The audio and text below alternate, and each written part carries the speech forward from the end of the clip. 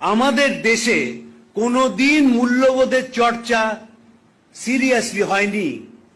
যদি মূল্যবোধের চর্চা হতো, যে অপমান করে সিরাজদৌল্লাকে মারা হয়েছিল, রবার্ট ক্লাইভ তার আত্মজীবনীতে লিখছেন যে যারা দুপাশে দাঁড়িয়েছিলেন তারা যদি একটা করে ইট মারতেন তাহলে ইংরেজ বাহিনী, ইস্ট ইন্ডিয়া কোম্পানির বাহিনী শেষ হয়ে যেত। কিন্তু আমরা মারিনি। আমরা কিন্তু সূর্য সেনকে ব্রিটিশের হাতে ধরিয়ে দিয়েছিলাম। আমরা কিন্তু বিপ্লবীদের পদে পদে হেনস্থা করেছি। আমরাই কিন্তু রবীন্দ্রনাথ এবং বিবেকানন্দকে, তারা যখন বেঁচে ছিলেন, নানাভাবে অপমান করেছি। একজনকে বলা হতো বিবেকানন্দ নন, উনি তো বিবিকা আনন্দ। আমরাই বলেছি, কিন্তু আমরাই কিন্তু তার দেহ চলে যাওয়ার পর লিখেছি খবরের কাগজে, দ্য মিট ইটিং স্বামী of Belur Math is dead. রবীন্দ্রনাথকে বাধ্য করেছি লিখতে এই মণিহার আমায় নাহি সাজে। ফলে আমাদের দেশে কোনোদিন মূল্যবোধ ছিল না। স্বামীজির কথা, আমাদের শাস্ত্রে মহাসাম্য, কাজে মহাভেদ বুদ্ধি। এখানে তো এত মানুষ উপস্থিত আছেন, আপনারা হাত তুলে বলুন তো, কাদের বাবা মা তাদের হাতে স্বামীজির বই তুলে দিয়েছিলেন এবং সবাই মিলে একসঙ্গে পড়েছিলেন? 1902 সালে স্বামীজি চলে যান। 1907 সালে প্রথম কমপ্লিট ওয়ার্কসের খণ্ডটি বেরোয়। কজনের বাবা মা তাদের সন্তানকে স্বামীজির বই হাতে তুলে দিয়ে বলেছিলেন যে এটা চলো আমরা একসঙ্গে পড়ি? পড়া যেত তো, পড়া হলো না। ফলে এই যে আমরা আস্তে আস্তে বর্তমান প্রজন্মে এসে পৌঁছালাম, তার একটা অদ্ভুত ইতিহাস আছে। 90 সাল থেকে আমাদের দেশে উদারীকরণ শুরু হলো। যেই উদারীকরণ শুরু হলো, আমরা নির্লজ্জভাবে ভোগবাদী হয়ে গেলাম। বুকের যে মোবাইল রাখা হয়, সেখানে যদি খাওয়া আপেল না থাকে আমাদের জাত ওঠে না। আমরা যতই ভক্তের ভান করি না কেন, নিজেরা ভোগে ডুবে আছি। এবং এইখান থেকেই বিবেকানন্দকে শুরু করতে হবে। শিষ্য শরৎচন্দ্র চক্রবর্তী বহু মানুষের মতো স্বামীজিকে জিজ্ঞেস করেছিলেন, আপনি এদেশে কিছু বলেন না কেন? বাস্তবিক কলম্বো থেকে আলমোড়া এই বক্তৃতার পর তো এদেশে কিছুই বললেন না স্বামীজি। দ্বিতীয়বার বিদেশে ফেরার পরে আর কোনো বক্তৃতাই নেই। শেষ বক্তৃতা শিলংয়ে, সেটাও পাওয়া যায় না। কেন বললেন না? স্বামীজি তার নিজে ব্যাখ্যা দিয়েছিলেন, তোদের দেহে বল নেই, মস্তিষ্কে বুদ্ধি নেই, আগে ভোগ করতে শেখ, তবে বুঝতে পারবি। যে কত বড় কথা ভাবা যায় না। আমরা ভোগ করতে শিখেছি, এখন বিবেকানন্দকে প্রয়োজন। আমাদের ভারতীয় দর্শনে দুটি কথা আছে, কাল এবং ক্ষণ। কাল হচ্ছে টাইম, আর ক্ষণ হচ্ছে মোমেন্ট।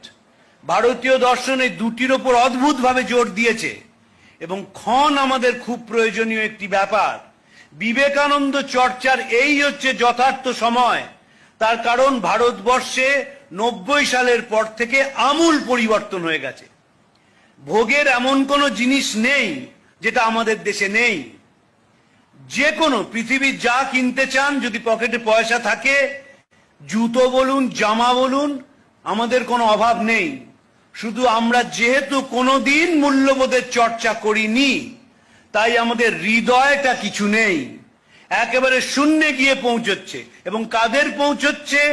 যারা ক্রিমি লেয়ার, যারা ভালো স্কুল কলেজে পড়াশোনা করেছে, অনেক নম্বর পেয়েছে, বড় চাকরি করছে, তাদের মধ্যে মূল্যবোধের অবক্ষয় সবচেয়ে বেশি। কিছুদিন আগে আমি কলকাতা পুলিশের ডেপুটি কমিশনার ট্রাফিকের কাছ থেকে একটা স্ট্যাটিস্টিক্স নিচ্ছিলাম যে আমাদের রাত্রিরে তো ট্রাফিক ফ্লাউট করা হয় যখন পুলিশ থাকে না, আর তখন সিগন্যাল ভাঙে। অবাক হয়ে দেখলাম সেই সিগন্যাল যে ভাঙে, সেটা কিন্তু ওলা উবের ভাঙে না, ভাঙে হচ্ছে owner driven private cars. BMW, Porsche, Skoda, Mercedes, তারা রাত্রির বেলায় অনায়াসে অবলীলাক্রমে তারা ট্রাফিক ফ্লাউট করে চলে যায়। হাইওয়েতে যত বড় বড় অ্যাক্সিডেন্ট হচ্ছে, গাড়ি একেবারে শেষ হয়ে যাচ্ছে, মানুষ মারা যাচ্ছে, সব কিন্তু 40 লাখ টাকার ওপরের গাড়ি। এই যে আমাদের দেশের ওপরের শ্রেণীটা মূল্যবোধহীন, সেটা তলায়ও চলে আসছে। আমার ব্যক্তিগত অভিজ্ঞতা, আমি পশ্চিমবঙ্গের 341টা ব্লকের সবকটা ব্লকে গেছি, 55,000 গ্রামের 47,000 গ্রামে গেছি আমার চাকরির সুবাদে গত 3 দশক ধরে। আমি দেখেছি যারা সাধারণ মানুষ, তাদের মধ্যে তাও মূল্যবোধ আছে। যত ওপরে ওঠা যায় তত মূল্যবোধহীনতা, এবং এই যে রামকৃষ্ণ মিশনে আসার ফ্যাশন হয়েছে, তারা মহারাজদের কাছে একরকম, বাইরে একরকম। এক অদ্ভুত জীব, এক অদ্ভুত জীব। মহারাজের কাছে প্রণাম করছেন, প্রণাম করে এমন করে কথা বলছেন, এক বিরাট ডাক্তার বাবু, যে মনে হচ্ছে যে না একেবারে বিরাট, একেবারে এত বড় হৃদয়। যেই তিনি বাইরে চড়ে গেলেন, একটা গাঁট কাটা হয়ে উঠলেন। এই যে শিফট আমরা করি খুব তাড়াতাড়ি, তার কারণ আমরা কোনোদিন বিবেকানন্দকে কাছ থেকে ধরিনি। এবং ফলে কি জানেন, আমরা যতই সভায় আসি না কেন, যতই দামি জামা কাপড় পরি না কেন, যতই ফেসিয়াল আর বোটক্স করি না কেন, আমাদের বাড়িগুলো কিন্তু জ্বলতে শুরু করে দিয়েছে। বার্ট্রান্ড রাসেল বলেছিলেন, দ্বিতীয় বিশ্ব মহাযুদ্ধের ঠিক পরে, we live in houses without any beauty, where we eat meals which merely nourish, beget children without any love, and subject them to an education which kills the spontaneity of life. আমরা যে বাড়িতে থাকি, বাড়ির কোনো ছিঁড়িছাঁদ নেই। ও 2 কোটি টাকার flat হোক, ও ক্ষেত্রীর মার্বেল হোক, বাড়িতে কোনো আনন্দ নেই। ওই ব্রহ্মনিষ্ঠ গৃহস্থ স্যার তত্ত্ব জ্ঞান ও পরায়ণ সেরকম বাড়ি নয়। বাড়িতে ঢুকলেই দেখবেন যে একটা অদ্ভুত নিস্তব্ধতা। বাবা মা ছেলে মেয়ে সবাই মোবাইল নিয়ে খেলছে, এর বাইরে কেউ নয়। রাত্রিবেলা অনেক রাত্রিরে কাজ করে ফিরি, দেখি তখনও যে রাস্তায় ট্রাফিক সার্জেন্ট রয়েছেন, তিনিও মোবাইল নিয়ে খেলছেন, সিভিক ভলেন্টিয়ারও মোবাইল নিয়ে খেলছে ইত্যাদি। একবার মুখ্যমন্ত্রী মিটিং করছেন, করতে করতে বন্ধ করে দিলেন। দেখা গেল শেষে 4 জন IAS অফিসার মিটিং না শুনে মোবাইল নিয়ে খেলে বেড়াচ্ছেন। এবং এই সব কটা নেশায় পরিণত হয়েছে, সকলেই তাই।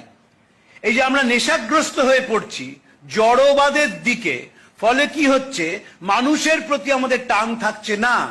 এবং যেহেতু মানুষের প্রতি টান থাকছে না, আমাদের মনে কোনো শান্তি নেই। নিটশে বলেছিলেন, after you have shed all your burdens, you become a burden to yourself. একটি মানুষকে জিজ্ঞেস করবেন কেমন আছেন, তিনি নিজের মেডিকেল বুলেটিনটি পড়তে শুরু করবেন।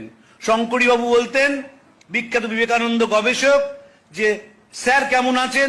বলতেন, দেখো ভাই, আমার যদি শরীরের কথা বলতে হয় 5 মিনিট লাগবে, এবার তোমার শরীরের কথা শুনতে হবে, তাতে আরো 5 মিনিট লাগবে, 10টা মিনিট চলে যাবে। তার থেকে চলো স্বামীজি পড়া শুরু করি। স্বামীজি কেন পড়া দরকার? দরকার হচ্ছে নিজের জীবনটাকে শান্ত করার জন্য এবং শান্তি পাওয়ার জন্য। যারা সন্ন্যাসী হন তারাও কিন্তু শান্তি খুঁজছেন, যারা সংসারী তারাও শান্তি খুঁজছেন। আমার গুরু মহারাজ স্বামী ভূতেশানন্দজি আমাকে বলেছিলেন, আমার খুব কম বয়সে দীক্ষা হয়, বলেছিলেন, মনে রাখবি সাধুরা একভাবে, গৃহীরা একভাবে সেই শান্তি খোঁজার চেষ্টা করছে, পিস আর কিচ্ছু না। সারা জীবনটা তো শান্তি খোঁজা, এবং শান্তি খুঁজতে গিয়ে দেখা যাচ্ছে যে স্বামীজি ছাড়া বাঁচার কোনো উপায় নেই। আমাদের 2টি জিনিস দরকার। এই ভক্ত সম্মেলনের কোনো মূল্য নেই, প্রয়োজন অভিভাবক সম্মেলনের। আমাকে সত্যকৃষ্ণ মহারাজ বহুদিন আগে, আমার তার যে মেজ ভাই ছিলেন স্বামী যুক্তানন্দজি, তিনি আমার বাবার সঙ্গে কলেজে পড়তেন। ফলে এই ভট্টাচ পরিবারের সঙ্গে আমার অন্তরের টান ছিল জীবনের প্রভাত বেলা থেকে। তো সত্যকৃষ্ণ মহারাজ প্রায়ই বলতেন যে প্রয়োজন অভিভাবক সম্মেলন। যদি বাবা মাকে ঠিক না করা যায়, তাহলে ছেলে মেয়েদের ঠিক করা সম্ভব নয়। এবং বাবা মারা আমাদের দেশে ঠিক না। বাবা মারা অত্যন্ত বদ অধিকাংশ ক্ষেত্রে। কোনো ভালো জিনিস, একটা ছোট বাচ্চা, তাকে জোর করে মেটেরিয়ালিজমের মধ্যে ঢুকিয়ে দিচ্ছে, জোর করে। রাত্রিবেলায় 12টার সময় হুশ করে একটা কেক যেই জ্বলে উঠলো, সঙ্গে সঙ্গে প্রগতি 1 ধাপ এগিয়ে গেল। রাত্রিবেলায় বাড়িতে অনলাইনে খেতে হবে, মুষলধারে বৃষ্টি পড়ছে। এই বৃষ্টিতে যিনি অনলাইনে খাবার নিয়ে এসছেন, ডেলিভারি বয়, তিনি একটু দেরি করে এসছেন। হম্বি তম্বি কি, ঘরে কিন্তু ঠাকুরমা স্বামীজির ছবি আছে। একবারও মনে হলো না যে জলের মধ্যে একটি ছেলে, যে তোমার বাড়িতে জন্মালে ভালো স্কুল কলেজে পড়তো, কি অসীম কষ্ট করে জীবনের বাজি রেখে গরম খাবারটা বাড়িতে পৌঁছে দিয়ে গেল। যেভাবে রাস্তায় মোটরসাইকেল চালে, ইদানিং কালে তো 10 জন যারা ডেলিভারি বয় তারা মারাই গেলেন অ্যাক্সিডেন্টে। এত জোরে যাচ্ছিলেন, পেছন থেকে গাড়ি ধাক্কা মারলো, তারা পড়ে মারা গেলেন। কিন্তু গরম খাবারটা আমার পৌঁছতে হবে, that too at an unearthly hour. হঠাৎ 12টার সময় রাত্রিরে মনে হলো যে জল তো খাচ্ছিলাম, একটু ইলিশ মাছ আর ডিম, এই খিচুড়ি খেলে কেমন হয়। সঙ্গে সঙ্গে অনলাইনে করা হলো এবং বলা হলো যেন খাবারটা সময় মতো চলে আসে। আমি ইদানিংকালে ডেলিভারি বয়দের বিবেকানন্দ পড়াতে শুরু করেছি। আপনারা যদি যান বালিগঞ্জ সার্কুলার রোডে, আগে যেখানে ম্যাক্স মিউলার ভবন ছিল তার উল্টো দিকে দেখবেন অনেক কটা স্কুটার দাঁড়িয়ে থাকে, ওখানে একটা বড় ডেলিভারি বয়দের রাত্রিরে গল্প গুজব হয়, সেখানে আমি স্বামীজি পড়াতে শুরু করেছি। এবং বুঝতেই পারছেন স্বামীজিদের পড়ানো কঠিন, তাই স্বামীজির ছবি দিয়ে পড়াতে শুরু করেছি। আমি নিয়ম করে সপ্তাহে একদিন অফিস থেকে ওখানে যাই, এবং এদের মধ্যে পরিবর্তন যদি না আসে তাহলে সমাজের একটা বড় দিক, আমাদের তো কোনো অনুভূতি নেই কাদের প্রতি। একজন মানুষকে আমি দেখেছি আমার গোটা জীবনে এ পর্যন্ত, তিনি 2 প্যাকেট খাবার অর্ডার করেন। তিনি বিদেশে থাকেন, প্রত্যেক বছর এদেশে আসেন এবং আবার বিদেশে চলে যান। 2 প্যাকেট অর্ডার করেন, একটি নিজের জন্য, একটি ডেলিভারি বয়টির জন্য। আমাদের নেই কারোর প্রতি দরদ। অথচ আমরা ভালো স্কুল কলেজে পড়ি, ভালো স্কুল কলেজে পড়াশোনা করেছি, কিন্তু যেই মূল্যবোধের প্রশ্ন আছে আমরা শূন্য। মনে রাখতে হবে, হৃদয়হীনতা যদি আমরা পাল্টাতে না পারি আমাদের কিন্তু বিপদ কেউ ঠেকাতে পারবে না। আর কয়েক বছর পরেই বাড়িগুলো জ্বলতে শুরু করবে, কারণ বিশ্বাসহীনতা বাড়ির মধ্যে ঢুকে পড়ে গেছে। ওই একটা ছাদের তলায় আমরা থাকি, স্বামী স্ত্রী ছেলে মেয়ে একসঙ্গে যাচ্ছি, ভাবার কোনো কারণ নেই একের সঙ্গে অপরের অন্তরের যোগ আছে। এক ছাদের তলায় থাকি এইমাত্র। পাল্টাতে হবে এটা।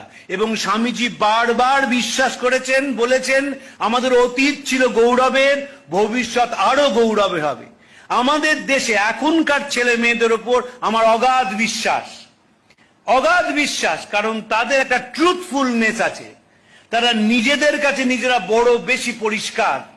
যখন কলকাতা শহরে করোনা এলো দেশময় এবং কলকাতা এফেক্টেড হলো, তখন পথ কুকুরদের প্রতি যা টান দেখেছে এখনকার ছেলে মেয়েদের, অতীতে কখনো ছিল না। আমি দক্ষিণ কলকাতায় থাকি, আমার নিজেরও পোষ্য আছে।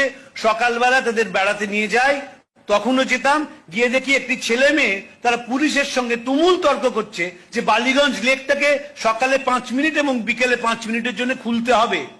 পুলিশ বলছেন সরকার অর্ডার দিয়েছে, কোনো পার্কস কোনো লেক খোলা যাবে না, বলে আমরাও খুলতে পারবো না। তখন আমি বললাম কেন? আমি তার মধ্যে ইন্টারভিউ করে বললাম কেন খোলাতে চাইছেন? বলেন এই লেকের মধ্যে 2টি কুকুর আছে যারা কিডনির অসুখে ভোগে, এবং তাদের যদি সকাল বিকেল ওষুধ দেওয়া না হয় তাহলে তারা মারা যাবে।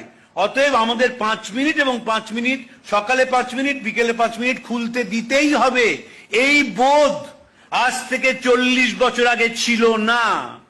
আজ থেকে 40 বছর আগে যারা আমেরিকায় যেতে শুরু করেন তাদের বাবা মা শিখিয়েছিলেন, পাশের বাড়ির দাদাটাকে দেখ কিরম আমেরিকায় চলে গেছে। ছেলেও নাচতে নাচতে চলে গেল, বড় কাজ করলো, ডলার পাঠালো, বাবা মা একজন আরেকজনকে হুইল চেয়ারে ঠেলে হাসপাতালে নিয়ে যান, দেশের চেহারাটা তাই হয়ে গেল।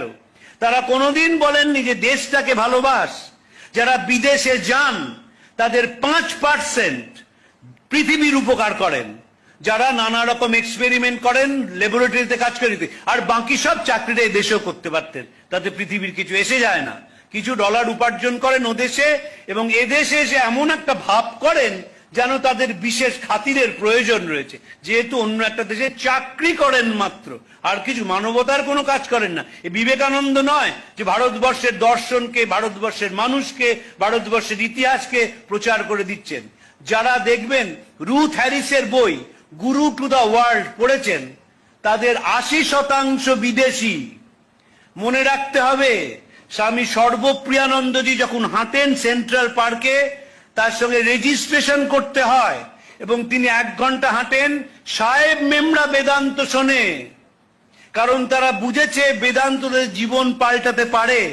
আমার মাস্টারমশাই অরিন্দম চক্রবর্তী, তিনি তো থাকেন আমেরিকাতে, সেখানে বলছেন তরুণ তরুণীরা এসে কিভাবে বেদান্তের কথা শুনছে।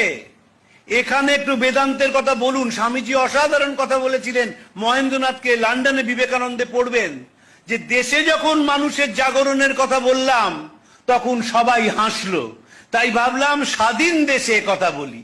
বলেছিলেন এমন বেদান্ত বলে যাব যে এদেশের মানুষ মনে রাখবে, মনে রেখেছে, এবং দেখবেন ওরা ঝপঝপ করে পাল্টে যাবে। ওদের যা সামাজিক ত্রুটি, ওদের যা মানসিক ত্রুটি ঠিক পাল্টে নেবে। আমরা পাল্টাবো না, কারণ আমরা তো অনুকরণ প্রিয়তায় বিশ্বাস করি, আমরা তো পাল্টাতে চাই না।